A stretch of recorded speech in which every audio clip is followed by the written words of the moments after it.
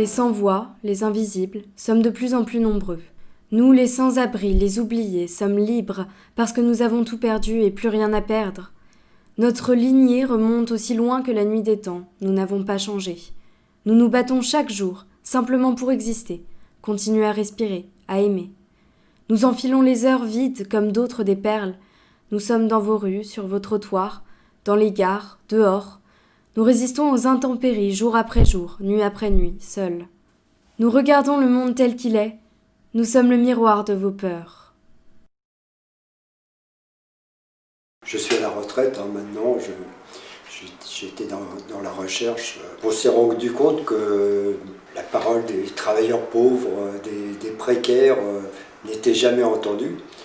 On a décidé d'essayer de faire une association qui pourrait leur donner la parole.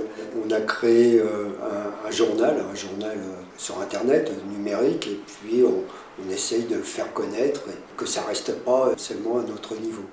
Alors, il y a plusieurs choses dans ce journal. C'est permettre aux gens de s'exprimer, mais c'est de permettre aux gens de s'exprimer quoi qu'ils veulent exprimer, c'est-à-dire, et c'est important, en gros la moitié des personnes qui se sont préoccupées de créer ce journal sont des personnes en situation de difficulté, de précarité, etc. Ce sont des sans-voix. Et tous nous ont dit, il ne faut pas que ce journal, si on le fait, à l'époque c'était encore conditionnel, il ne faut pas que ça soit un journal gris dans lequel en fait on étale nos malheurs, nos témoignages, etc. Parce que ça, en gros, on le fait déjà à longueur d'année, on en a marre, quoi. C'est pour ça qu'on retrouve dedans, il y a des poèmes, il y a des prières, il y a des tableaux, il y a des photos, voilà. Et ce qu'on découvre, ce que je mesure et ce que les gens nous disent, en fait, le fait de pouvoir s'exprimer, c'est-à-dire de sortir quelque chose qu'on a envie d'exprimer, quel que soit ce qu'on a envie d'exprimer, on découvre que ça a un pouvoir libérateur énorme, quoi. Mais les gens découvrent qu'ils ne sont pas les seuls. Ah ouais, mais je galère, ah ouais, mais à Grenoble aussi, ah ouais, mais à Strasbourg aussi, ah mais à Toulon aussi. Ce journal a pour effet de relier les gens entre eux, ceux qui y écrivent et qui restent en contact, et qui finalement finissent par faire une petite communauté qui s'entraide, qui se donne des coups de main. Quand il y en a un coup de blues, il a des messages des autres, etc. C'est pour ça qu'il est marqué en haut du journal, il y a marqué s'exprimer, se relier, c'est important, et s'informer. Je suis venue pour une première fois, c'était juste pour voir qui ils sont, qu'est-ce qu'ils font. Mais moi, je trouve que c'est très intéressant. Peut-être qu'un jour, moi aussi, je vais intervenir, je vais raconter ma vie. Parce que moi aussi, j'ai un peu vécu. Être à la rue, ça ne veut rien dire. Seulement dans la vie, il faut savoir ce que tu veux. L'ambition pour notre association est de pouvoir mettre en situation les futurs travailleurs sociaux en apprentissage avec des personnes qui vivent la précarité et donc qui sont les mieux placées pour améliorer les dispositifs de politique sociale que l'on mettrait en place dans notre société. L'archipel des sans-voix pour moi est un bout de la solution parce qu'elle permet de créer un espace de dialogue qui, par sa neutralité et sa seule ambition de donner la parole aux sans-voix, peut permettre à tout type d'association de simplement œuvrer avec les sans-voix pour améliorer les réponses que l'on peut apporter pour que tout le monde dorme sous un toit, pour que tout le monde mange à sa faim. Je suis tombée en précarité après ma séparation. J'ai fui donc un compagnon violent et j'ai intégré un foyer pendant 1 an à peu près. Donc j'ai perdu ma maison, j'ai perdu mon travail, j'ai perdu ma santé. Et puis maintenant j'ai plein de projets, notamment de vivre en écolieu. Et maintenant je pense que me sortir moi de la précarité, moi et mes enfants, ça passera par l'autonomie. Donc me rapprocher d'autres familles qui veulent cheminer vers l'autonomie en fait. J'ai commencé à m'investir dans l'association en 2017 et depuis je continue, je suis devenue secrétaire de l'association, je participe, j'écris des articles aussi dans le journal où j'ai une chronique en fait. Je vais aussi donner des recettes parce que je fabrique mes cosmétiques moi-même, mes produits aussi d'entretien. Et le fait de devoir se dire voilà, dans l'archipel je vais écrire un texte ou bien je vais parler à du public comme cet après-midi, ça permet de poser les mots et de se dire ah ouais, là j'en suis là. Dans mon cheminement, j'en suis là, qu'est-ce que je vais faire demain? Parce que quand on a la tête dans le guidon, on a l'impression que tout le monde vit un peu la même chose, alors que non, on est vraiment dans des situations très particulières, assez lourdes.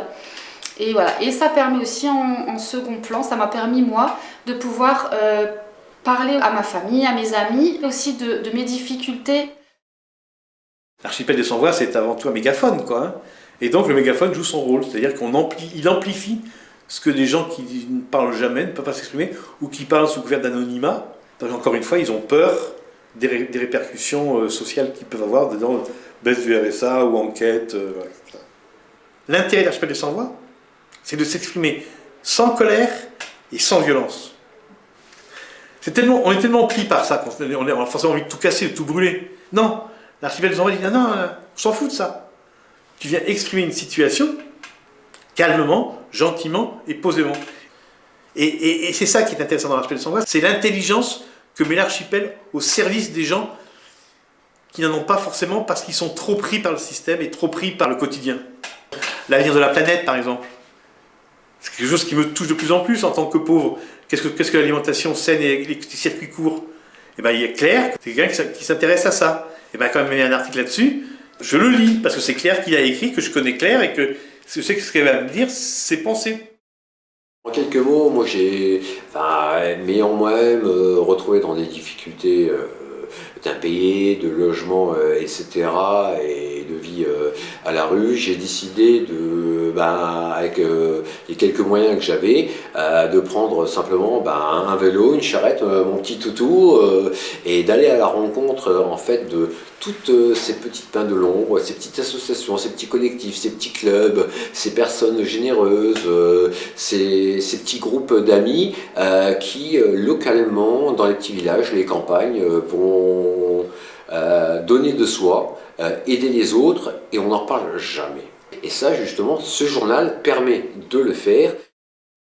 J'ai monté un lieu qui permet de loger des sans-abri un peu partout du monde entier à Strasbourg. Je connais l'archipel sans-voix depuis l'ouverture de l'hôtel de la rue, parce que je l'ai invité plusieurs fois à venir nous voir. Je sais que l'archipel sans-voix ont relayé des informations sur nous. Avant, on écrivait juste on a besoin de ci, on a besoin de ça, on a besoin de ci, on a besoin de ça, donnez-nous, donnez-nous, donnez-nous. Aujourd'hui, on écrit on a fait ça, on a fait ci. C'est complètement différent. Et ça, c'est en permettant de lire ce qu'on faisait il y a un an, qui me permet de dire, en fait, on a grandi. Parce que c'est bon, on n'est plus des assistés, on n'est plus des parias, on n'est plus tout ça. Mais c'est pas qu'on a changé de mentalité, on a juste changé de manière de s'y prendre. Et beaucoup de choses qui ont été écrites dans ce journal, ça m'a permis d'avancer. Ça m'a permis de ne pas faire les mêmes erreurs. De prendre des idées bonnes chez un et de prendre des mauvaises idées chez les autres pour ne pas les reproduire. Putain, heureusement qu'ils en parlent de ce genre de gens qui prennent des initiatives, parce que moi, là, dans mon bureau, à l'hôtel de la rue, avec 120 personnes derrière qui me demandent si j'ai un rouleau de PQ ou du dentifrice, j'aimerais bien respirer de temps en temps, et quand je tombe sur un article sur un gars qui est en train de faire le Tour de France en vélo avec sa tante, en train de demander de l'aide chez l'habitant, ou de demander si l'habitant a besoin d'aide, je trouve que ça me fait un bol d'air et ça me fait permettre de respirer. J'ai aussi tissé des liens d'une richesse que j'aurais pas imaginée au démarrage, et il y a cette rencontre que moi j'ai faite avec une personne via les réseaux sociaux et qui avait vraiment besoin de déposer quelque chose. J'ai eu des lignes et des lignes de son parcours de vie, et donc petit à petit on a pu créer une chronique dans le journal, et ça c'est une aventure passionnante parce que finalement on devient un binôme en fait, et ça c'est extrêmement précieux, et voilà, même moi en tant que bénévole ça m'a nourri, et cette personne je sais que ça compte dans sa vie. Je m'appelle Elina Dumont, pupille de l'État, et à 18 ans, je me suis retrouvée dans la rue et sans domicile fixe pendant 15 ans. Je pense que d'écrire ou de faire aussi des films, des documentaires, pourquoi pas écrire des chansons, bien sûr que ça aide. Parce que la culture, quand même, c'est quelque chose de... Enfin, moi, je dis ça aujourd'hui avec le recul. Avant, je ne savais pas ce que c'était. Mais ça m'a ouvert l'esprit vers le monde, quoi. Ça m'a quand même permis de comprendre des choses que je ne comprenais pas, quoi. Je trouve que c'est encore plus important que j'intervienne aujourd'hui, parce qu'aujourd'hui, j'ai trouvé une paix intérieure qui me permet de parler sans m'énerver, de parler aussi en écoutant l'autre, même si je ne suis pas d'accord, mais retomber sur mes pattes, argumenter, chose que il y a 5 ans je ne savais pas encore faire.